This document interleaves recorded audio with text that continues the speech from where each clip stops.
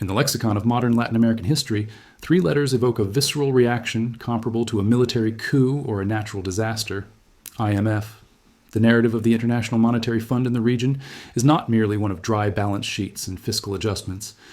It is a saga of sovereignty lost, social contracts shredded, and a systematic dismantling of industrial potential that many economists argue set the continent back by a generation. To understand the proposition that the IMF destroyed the Latin American economy, one must look past the stated intentions of stability and analyze the mechanics of the debt traps that began in the 1970s, the rigidity of the 1980s, and the cataclysmic collapse of the neoliberal experiments in the early 2000s. The argument for destruction does not rely on conspiracy, but on the cold, hard data of the lost decade, and the subsequent structural adjustments that prioritize the solvency of Western commercial banks over the survival of Latin American populations. The seeds of this destruction were sown not in the boardrooms of the IMF initially, but in the oil shocks of the 1970s. Following the 1973 oil crisis, commercial banks in New York and London were awash with petrodollars, vast sums of capital deposited by oil-exporting nations. Desperate to lend this capital out, these banks looked south. Latin American governments, many of the military dictatorships at the time, were eager borrowers. Between 1975 and 1982, Latin American debt to commercial banks rose at a cumulative annual rate of 20.4%. This was the era of easy money, where credit was pushed upon nations like Mexico, Brazil, and Argentina with little regard for repayment capacity, driven by the assumption that sovereign nations do not go bankrupt. This assumption was shattered by a single decision made in Washington, D.C.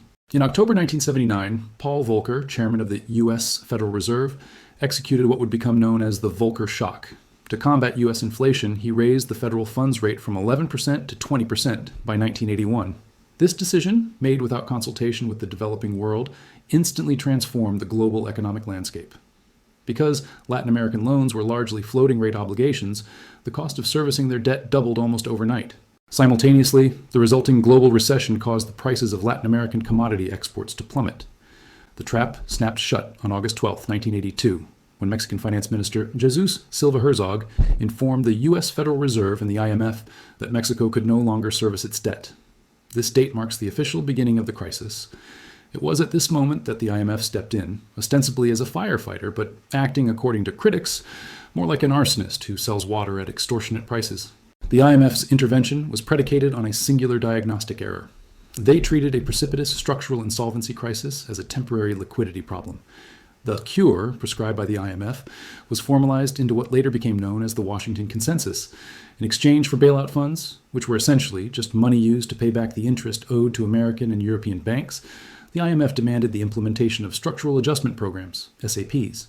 These programs were rigid, dogmatic, and applied with a one-size-fits-all mentality regardless of the specific cultural or economic nuances of the debtor nation. The destruction began with a requirement for rapid fiscal austerity. Governments were forced to slash budgets immediately to generate a primary surplus to service debt. In practice, this meant the abrupt removal of subsidies on food, fuel, and public transportation, alongside deep cuts to health and education sectors. The impact was immediate and devastating. In the 1980s, colloquially termed the lost decade, per capita income in Latin America dropped by 11%. But the aggregate numbers hide the human toll. In Peru, inflation spiraled as the government attempted to print its way out of the IMF's straitjacket, eventually hitting 7,000% in 1990. In Mexico, the real minimum wage lost nearly 70% of its purchasing power between 1982 and 1991. The IMF's insistence on export-oriented growth forced these nations to devalue their currencies aggressively. The logic was that a cheaper currency would boost exports. The reality was that it made importing machinery and technology for industrialization prohibitively expensive, effectively de-industrializing the region. While the Asian tigers were protecting their infant industries and growing into technological powerhouses, Latin America was forced by IMF conditionality to strip away all tariffs and protections, flooding their markets with foreign goods that destroyed local manufacturing. This was not creative destruction, it was destructive destruction. The capital flight was staggering. Between 1982 and 1987, the net transfer of resources from Latin America to the developed world, meaning money flowing out for debt service minus new money coming in, averaged $25 billion per year. The region was essentially bleeding capital to the north, creating a scenario where the poor of the south were subsidizing the bankers of the north. The IMF acted as the enforcer of this transfer. Without the seal of approval from the IMF, A country was cut off from all international credit markets, leaving leaders with no choice but to accept conditions that they knew would immiserate their citizens. The socio-political rupture caused by these policies became undeniably visible in Venezuela in 1989. Newly elected President Carlos Andrés Pérez, who had campaigned against the IMF, famously capitulated and signed a loan package that required the immediate lifting of price controls on gasoline and public transport. On February 27, 1989, the population of Caracas exploded in a wave of rioting and looting known as the Caracazo. The state's response, defending the austerity measures, left anywhere from 300 to 3,000 civilians dead. This was the blood price of the IMF's balance sheet correction. The Caracazo was not an anomaly. It was a foreshadowing of the instability that would plague the region as the IMF dismantled the state's ability to act as a buffer against market volatility. As the 1990s dawned, the strategy shifted from mere austerity to radical structural transformation. The IMF argued that the problem was the state itself. The solution proposed was privatization.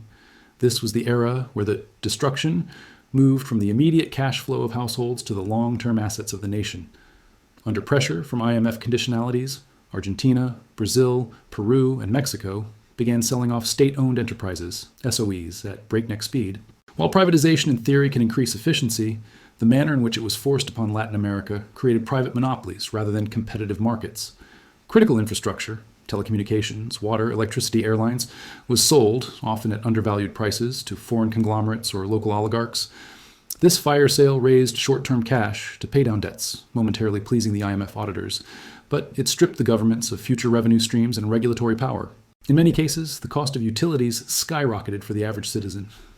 The privatization of water services in Bolivia, pushed by the World Bank and IMF policies, eventually led to the Cochabamba Water War in 2000, after a consortium raised water rates by 35% to 50%, making water unaffordable for the working poor.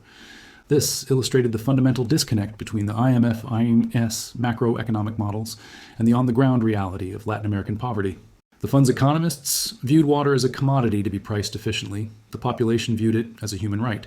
However, the most dramatic and tragic case study of the IMF's role in the economic destruction of a nation is undoubtedly Argentina. The Argentine crisis of 2001 serves as the definitive indictment of the fund's interventionism.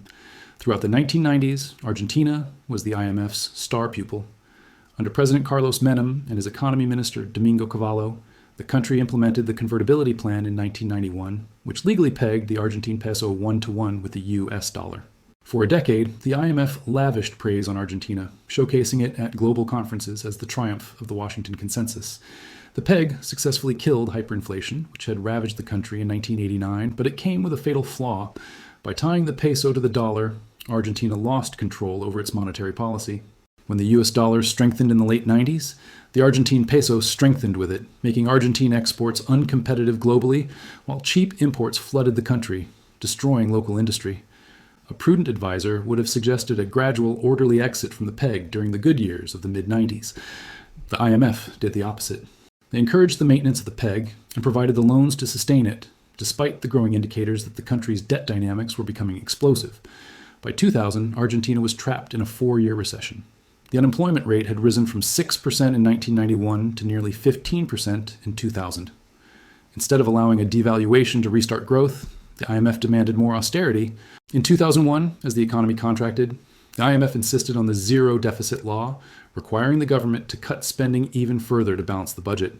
This is pro-cyclical economics at its worst. Cutting spending during a recession, which only deepens the recession, reduces tax revenue and makes the deficit even larger. The destruction culminated in December 2001. The IMF, having facilitated the accumulation of debt for a decade, abruptly pulled the plug. In early December, the fund announced it would withhold a $1.26 billion loan tranche because Argentina had failed to meet the fiscal targets that were mathematically impossible to meet, given the economic contraction the IMF-AUS own policies had exacerbated. This announcement triggered a massive bank run. To stop the bleeding, the government imposed the Corralito, freezing bank accounts and restricting cash withdrawals to $250 per week. The middle class, seeing their life savings held hostage, took to the streets. The ensuing riots left 39 people dead. In a span of 2 weeks, Argentina saw 5 different presidents. On December 26, 2001, the country declared the largest sovereign debt default in history at the time, nearly $100 billion. The immediate aftermath was apocalyptic. poverty rates in Argentina skyrocketed from 35.4% in October 2001 to 54.3% by October 2002. Unemployment hit 21.5%. The currency, once the peg was broken, lost 75% of its value, wiping out the savings of millions who had held pesos thinking they were as good as dollars. The IMF-AUS culpability lies in its refusal to acknowledge the unsustainability of the model until it was too late, and then forcing pro-cyclical austerity that turned a recession into a depression. An internal audit by the IMF's own Independent Evaluation Office, IEO, years later admitted that the fund had erred in its unwavering support for the currency peg and its estimation of the debt sustainability. Yet the sorry came too late for the millions of Argentines who fell below the poverty line. This pattern of destruction was not limited to the Southern Cone. In Ecuador, the adoption of IMF policies in the late 90s contributed to a banking crisis that led to the country adopting the US dollar as its official currency in 2000, surrendering its monetary sovereignty entirely. The structural adjustments decimated the indigenous agricultural sector, leading to mass migration and political instability. The recurring theme across the region was the suppression of domestic demand. By prioritizing low inflation and fiscal surplus above all else, the IMF models effectively capped the growth potential of these economies. Education budgets, infrastructure investment, and research and development funding, the engines of long-term economic growth, were consistently sacrificed on the altar of short-term debt servicing. Furthermore, the IMF's interventions often facilitated a perverse form of socialism for the rich. The bailouts provided by the fund rarely stayed in the debtor countries to help the poor. Instead, they were used to recapitalize the central banks so that foreign investors and local elites could convert their holdings into dollars and move them offshore before a devaluation occurred. This mechanism ensured that the debt remained with the state, and thus the taxpayer, while the assets moved to Miami or Geneva. This is evidenced by the staggering correlation between IMF loan disbursements and capital flight in the region during crisis years. The sovereign debt burden was socialized, while the profits of the boom years remained private. The psychological and political impact of this era cannot be overstated. The destruction of trust in liberal democratic institutions was profound. The electorate in Latin America saw that their elected leaders were not accountable to the voters, but to technocrats in Washington. This hollowing out of democracy created the vacuum that was filled by the pink tide of the early 2000s. Leaders like Hugo Chavez in Venezuela, Evo Morales in Bolivia, Nestor Kirchner in Argentina, and Rafael Correa in Ecuador rose to power explicitly on anti-IMF platforms. Their initial popularity stemmed from their rejection of the Washington Consensus. In 2005, Brazil and Argentina coordinated to pay off their entire debts to the IMF early. Argentina paid $9.8 billion and Brazil paid $15.5 billion, specifically to kick the IMF out and regain policy autonomy. President Kirchner famously stated that the IMF's presence was a constant destabilizing factor. However, the memory of markets is short, and the cycle of destruction proved difficult to escape permanently. The case of Argentina in 2018 serves as a modern epilogue to this history, proving that the dynamics of the relationship had not fundamentally changed. Under the business-friendly administration of Mauricio Macri, Argentina found itself facing a currency crisis once again. Despite the traumatic history, Macri turned to the IMF. In June 2018, the IMF approved the largest standby arrangement in its history, $57 billion. The logic was the same as the 1990s, a massive injection of liquidity to restore market confidence. The result was a repetition of the same failure, accelerated. The IMF assumed that the sheer size of the loan would calm the markets. Instead, the markets absorbed the money and continued to bet against the peso. The conditions attached to the loan required zero growth in the monetary base and aggressive fiscal tightening. This choked off the economy just as it was gasping for air. Inflation, which the program was supposed to tame, rose to over 50%. Poverty increased from 27% to over 35% by the end of Macri's term in 2019. The $44 billion that was actually dispersed before the program was halted largely evaporated into capital flight, financing the exit of speculative investment funds rather than stabilizing the real economy.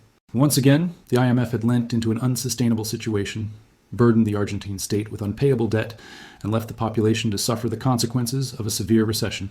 The mechanism of this recurring destruction requires a closer examination of the conditionalities that accompany the loans. The IMF operates on a theoretical framework that views inflation as the primary enemy of economic stability, often ignoring the structural realities of developing nations. When the IMF demands that a Latin American government reduce its fiscal deficit, it does not typically recommend increasing taxes on the wealthy or closing tax loopholes for corporations, as these moves might skook investors. Instead, the pressure is applied to the expenditure side, cutting pensions, freezing public sector wages, and halting public works. This reduces the aggregate demand in the economy. In a developed nation with a strong safety net, this might be a painful but manageable correction. In Latin America, where vast swaths of the population live in the informal economy and rely on public services for survival, it is catastrophic. The reduction in public investment creates an infrastructure gap that hampers future growth. For example, during the periods of intense IMF oversight in Brazil and Mexico in the 1980s and 90s, investment in energy grids, roads, and ports stagnated. This increased the cost of doing business, making these countries less competitive in the long run. The IMF's focus on financialization, making the country attractive to bond traders, came at the direct expense of the real economy, production and trade. The legacy is a continent that is largely deindustrialized, heavily reliant on raw material exports, and subject to the boom and bust cycles of global commodity prices. Exactly the position they were in a century ago, but now burdened with significantly higher debt loads. Moreover, the IMF's role in dismantling labor protections has contributed to the entrenchment of inequality. Part of the structural adjustment usually involves labor market flexibility. In corporate terms, this means the ability to hire and fire easily. In human terms, it meant the erosion of job security, the weakening of unions, and the stagnation of wages. In Mexico, following the accumulated reforms since the 1982 crisis and the subsequent NAFTA integration, which was aligned with IMF principles, the share of wages in the GDP dropped significantly. While productivity increased in certain sectors like automotive manufacturing, the benefits did not trickle down to the workers. The destruction here is less about the total collapse of the GDP and more about the destruction of social mobility and the solidification of a rigid class structure. Critics also point to the moral hazard that the IMF introduces into the Latin American financial system. International banks and hedge funds are willing to lend to unstable Latin American governments at high interest rates because they operate under the assumption that if the country faces default, the IMF will step in with a bailout. This bailout effectively ensures that the creditors get paid, while the debtor country absorbs the pain of adjustment. If the risk of default were real and no bailout were available, creditors would either not lend or would force a restructuring of debt earlier. By acting as a backstop, the IMF enables a cycle of reckless lending and reckless borrowing. The 2018 Argentine bailout is the perfect example. Private lenders who had bought Argentine bonds knowing the risks were essentially bailed out by the IMF loan, while the Argentine taxpayer was left with the $44 billion bill to the fund. The destruction is also intellectual. For decades, the IMF held a monopoly on economic truth in the region. Finance ministers in Latin America were often educated in the same U.S. universities as the IMF staff, creating a revolving door of technocrats who adhered to the same orthodoxy. This stifled alternative economic thinking. Policies that prioritized industrial policy, capital controls, or strategic protectionism, tools that the United States, Britain, and Germany had all used during their own developmental phases, were dismissed as populist or economically illiterate. The IMF effectively colonized the economic policy of the region, preventing Latin American nations from experimenting with the developmental state models that proved so successful in East Asia. In summation, if one accepts the premise that an economy exists to serve its people, then the evidence suggests the IMF played a significant role in the destruction of the Latin American economic potential. The numbers tell the story. The stagnant growth of the 1980s, the explosion of poverty in the late 1990s, the $100 billion default of 2001, and the failed $57 billion bailout of 2018. The fund acted as a debt collector for the North rather than a development partner for the South. By imposing a rigid ideology of austerity, privatization, and liberalization on fragile economies, they exacerbated recessions and turned manageable downturns into humanitarian crises. While the IMF has attempted to rebrand itself in recent years, acknowledging the importance of social safety nets and the dangers of inequality, the scars in Latin America run deep. The destruction was not just of wealth, but of opportunity. Millions of people were pushed into the informal sector, education systems were degraded, and critical infrastructure was allowed to rot. The lost decade was not just a loss of time, it was a loss of human potential that can never be fully recovered. The relationship between the IMF and Latin America remains a cautionary tale of what happens when financial metrics are prioritized over human welfare, and when sovereignty is surrendered to the cold calculus of international finance. Thanks for watching. If you want to understand the true mechanics of money and power, make sure to subscribe and turn on notifications. We are decoding economic history every week. See you in the next video.